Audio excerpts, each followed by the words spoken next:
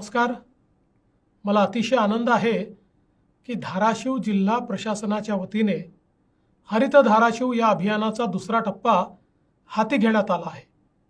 जिल्ह्यातील सर्व लोकप्रतिनिधी, प्रशासकीय अधिकारी आणि कर्मचारी आणि सर्व स्वयंसेवी संस्थांचे मनपूर्वक अभिनंदन आणि या उपक्रमाला खूप खूप शुभेच्छा. पर्यावरण रक्षणाचा विषय आपण सर्वांनीच अधिक गंभीरतेने घेण्याची आज नितांत आवश्यकता आहे आणि त्यासाठी काही भव्य दिव्य केल्याशिवाय गत्यंतर नाही. मला याचा आनंद आहे की अभियान राबवताना जिल्हा प्रशासनाने यंदा गिनीज बुक ऑफ वर्ल्ड रेकॉर्डमध्ये नोंद व्हावी असे लक्ष ठेवले आहे. 12 तासात 10 लाखापेक्षा अधिक वृक्षारोपण केले जाणार आहे. जिल्ह्यातील 8 ठिकाणी 83 एकरावर हा उपक्रम राबविण्यात येणार आहे.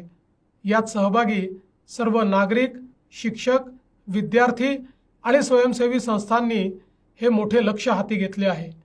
या उपक्रमात विक्रम तर होईलच, पण त्यात पारदर्शितेचाही प्रयत्न केला जातो आहे.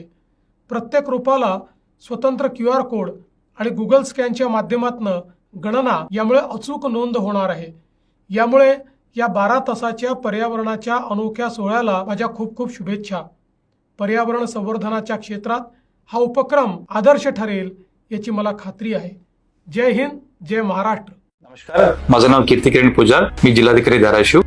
सर्वांना आठवत असेल की गेल्या वर्षी सर्व धाराशिवकरांनी एक विक्रम निर्माण केले होते. एका दिवशी 15 लाखहून अधिक वृक्ष लागवड आपण सगळ्यांनी मिळून आपण केले होते. त्याच धर्तीवर हरित महाराष्ट्र, समृद्ध महाराष्ट्र आपला सन्माननीय मुख्यमंत्री महोदयांची संकल्पनेला प्रतिसाद देऊन यावर्षी पण धाराशिव जिल्ह्याने ऑगस्ट 14 आणि 15 तारखेला 12 तासात 10 लाखहून अधिक वृक्ष लागवड करून largest Miyawaki plantation in 12 hours in the world असं एक नवीन गिनीस रेकॉर्ड आपण सर्वांनी मिळून प्रयत्न करणार आहोत. आणि या एक अटेम्प्ट मध्ये सर्व धाराशिवकरांना मी आवाहन करू इच्छितो की आपण मोठ्या संख्येने सहभाग व्हावी. स्वतः व्हॉलंटियर्स म्हणून आपण इथे सहभाग होऊ शकता. सर्व युवक आहे, युवती आहे, विद्यार्थी मित्र आहे, NGOs आहे, सर्वांनी आपण हरित धाराशिव 2.0 कार्यक्रमामध्ये आपण सहभाग व्हावी आणि हे प्रोग्राम यशस्वी करावी. आणि याच्यासाठी mytrees.in या वेबसाईटवर जाऊन आपण आपला नोंदणी करू शकता आणि नोंदणी केल्यानंतर आपल्याला साईट अलॉटमेंट होतील आणि कॉन्टॅक्ट नंबर कन्सर्न अधिकाऱ्यांची पण तुम्हाला मिळतील. धन्यवाद. जय हिंद, जय महाराष्ट्र.